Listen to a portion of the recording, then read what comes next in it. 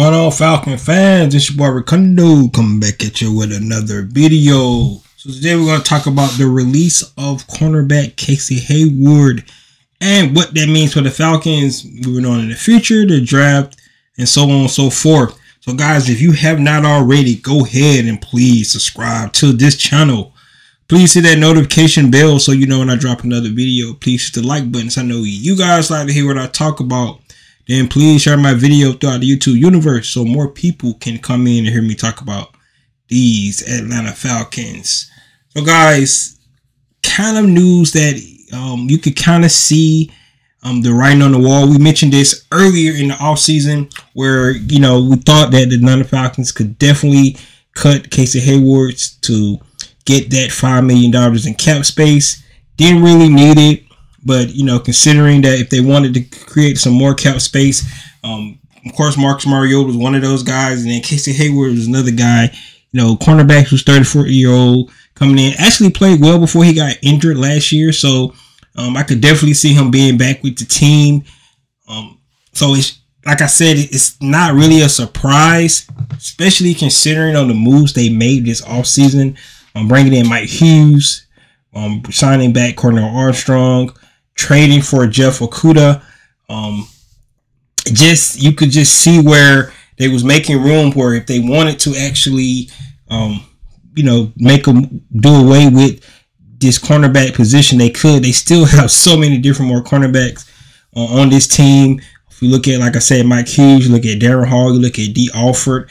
They brought back Cornell Armstrong. They traded for Jeff Okudah. So they got so many different cornerbacks already on the roster. Then if you factor in that this draft class is so deep at the cornerback position, not just being able to go get a cornerback at number 8 if they wanted to with two of those quality corners and Devin Witherspoon, Christian Gonzalez, or they could actually go Joey Porter Jr., right? Those three guys has definitely been talked about in the first round. Or you talked about a guy like I talked about yesterday,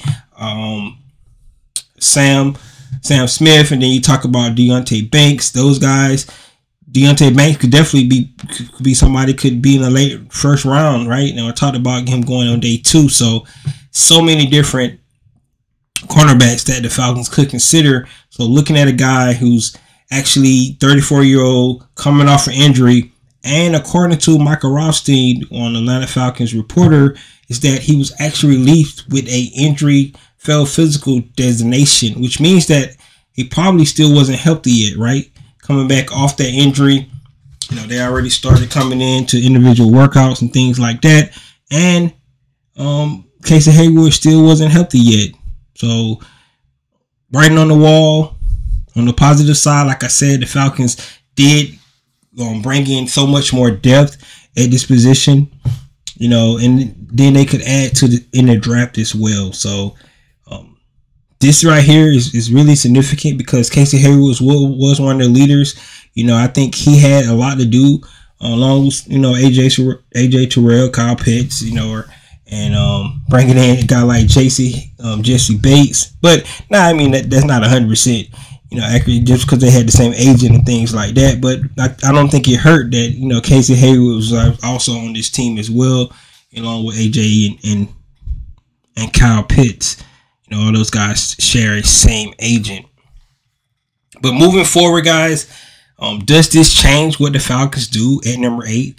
I don't think it really do, because I believe that if they was going to draft a quarterback, they would have drafted with Casey Hayward still on the roster anyway. Because, like I said, he's 34-year-old. You anticipate him only playing for one more year anyway. So if you were going to go get your cornerback of the future to pair with a guy like AJ Terrell, this is definitely the draft to do that.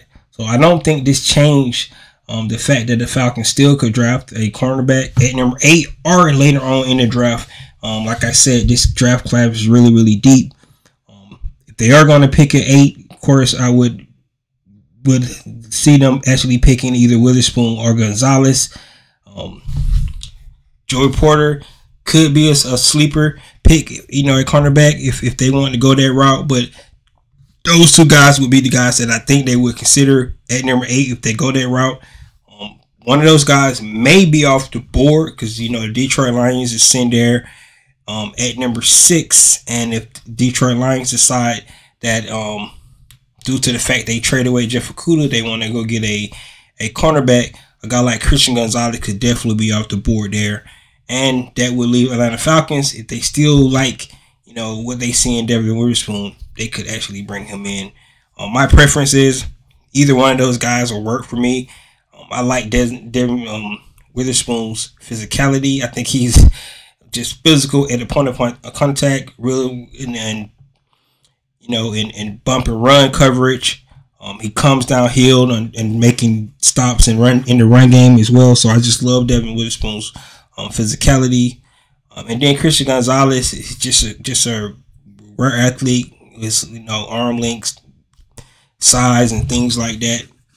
Kind of raw still, but has the potential to be another guy like a AJ Terrell. So either one of those guys would do for me. But if they want to go into, like I said, and later on in the draft, it's still guys that's still going to be on the board. Guys like I mentioned yesterday, Deonte Banks and Cam Smith. So either one of those guys will work.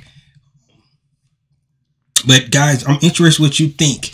Also, being the fact that we actually got that $5 million, is this potentially where they can actually bring in Rashaan Evans back to the fold? I still think they need to add depth to the linebacker room. It was mentioned earlier in the offseason that they was trying to work out something with Rashaan Evans. This could be where they actually find the money here.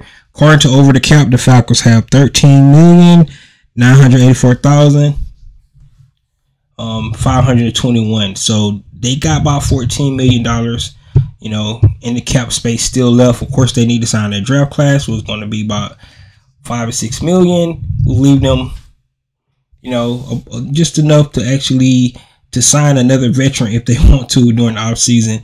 According to the Over the Cap as well, they got seven players under contract currently, which if you're going to get to that 90-man roster, that's about 13 spots open, 7 draft picks, and then like I said, the undrafted guys that they can actually consider bringing in.